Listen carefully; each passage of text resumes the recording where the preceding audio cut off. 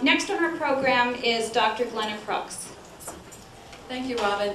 First of all, I want to say I am really happy to see disruptive players entering the healthcare arena, because sometimes I think we have built such a box for ourselves that we can't see out of it. And so when I see that companies like Nintendo and Panasonic and Hitachi are entering this arena, actually I'm quite excited about that. I really do believe that it's the outsiders, if we'll pay attention to them, are going to bring us some answers that we never could have come up with ourselves. Now, if I was here to be an advocate today, and knowing that we in healthcare are very keen on knowing conflict of interest, I would tell you that I bought a Wii Fit. Not for myself, but for a family that I'm very close to. I'm the adopted grandma. And so I actually checked in with Mom this morning, and I said, so how's it going with Wii Fit? Is it still working for your family? And she said, oh, absolutely. And especially for the 5-year-old. She said, this has been a very rainy week, and he hasn't been able to go outside and play. And when he gets out of hand, I send him down to the family room. So instead of a timeout in his room, he gets Mom enforced time on the Wii Fit. She said, it works. We get peace in the house. It's great. But I'm not here to be an advocate. I'm here to be an analyst. And in that sense, to face the sort of cold, hard realities of this very strong box that we have built for ourselves in health policy.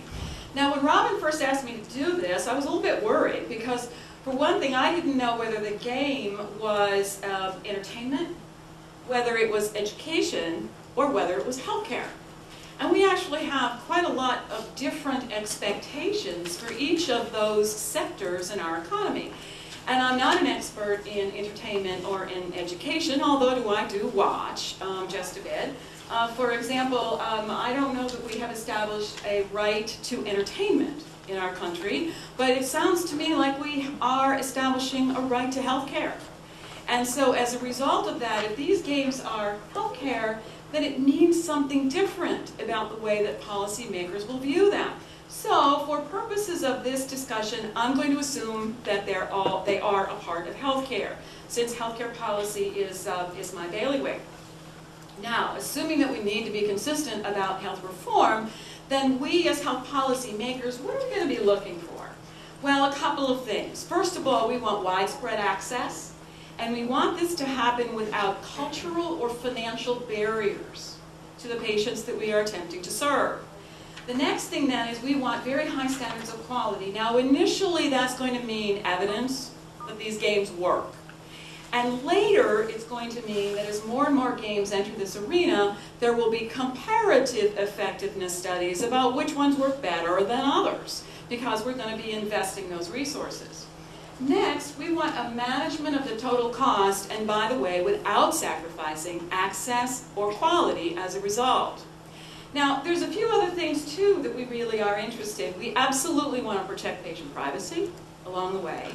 We expect providers to be held accountable for what they provide in terms of a product or service. We do want them connected to patient records through information technology, and we want the system to know about it so we can manage the overall outcomes from these new products and services that might be entering our arena. Now, one of the things that I have done is to just provide you with a sample handout. I think it might be in the middle of your table, reviewing what some of those issues might be. And I just want to focus on an example in each case. First of all, with regard to access. One way in which I think we hold health providers more accountable than, say, we hold educators is we do not expect educators to teach every child in their mother tongue. Last time I looked at the data, there were 165 different languages spoken in every major city in this country. We do, however, expect health providers to be sure that the patient is fully informed about what's happening in the healthcare encounter, and if that means hiring translators, then so be it, that needs to be the case.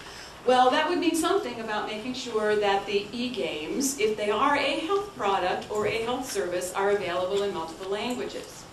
Now next, with regard to quality, experience is not evidence. Customer satisfaction and the mom's endorsement of Wii Fit for her 5-year-old is not evidence. We feel very strongly in healthcare that we really do know it's doing something, that there is an endpoint and that that endpoint is measurable and it really truly does contribute to health. Next, with regard to cost. Unfortunately, and oh my, I slipped into my political message, we don't make decisions based on individuals and what is good for them. We make decisions based on groups and what is good for them in terms of the way we define the group. I'm really impressed with remission, for example, that because of remission they can get teenagers to improve the level of compliance in taking their chemotherapeutic agents. And oh, by the way, we also have results to say that those blood levels in their systems are really are there to prove it, as a matter of fact. It's not just self-report, it's real. I hope that eventually remission will be able to produce the data that says it makes it different in their lives and that they live longer and that they live better as a result of that. I happen to not have seen it. Maybe it's there, I just haven't seen it, but I hope they can. Any payer, however, who has to decide whether to provide that gain, it's free now, but assuming it ever had to be offered at a sales price, assuming that provider was going to do that, they would have to make a judgment across the entire group of teenagers who have that condition. And if only some are going to play the game, Remission's own data says that 28% didn't, so if only some are going to play the game, is trying to treat 100 and only getting results in a smaller segment across the entire population going to result in cost-effectiveness for the entire group and for their plan. So there's an item in terms of cost. Now, what I would like to say to those people who are doing e-games is please don't let all of this daunt you. There's even more than anything I can list on this piece of paper.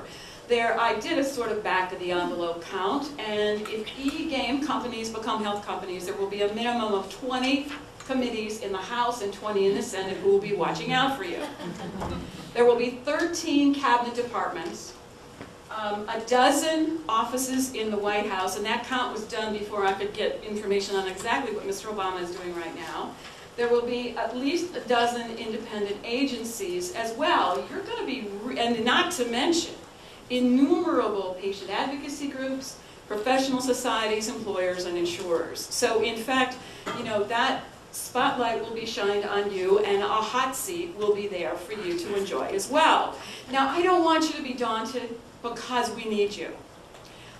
We take ourselves pretty seriously, and it's about time somebody showed us that maybe a bit of fun is where we need to go in order to encourage the patient involvement and the patient behavior that Congresswoman has so, I think, articulately mentioned in her remarks. So those are mine in terms of the policy issues, and thank you very much, Robin, for the opportunity. Sure.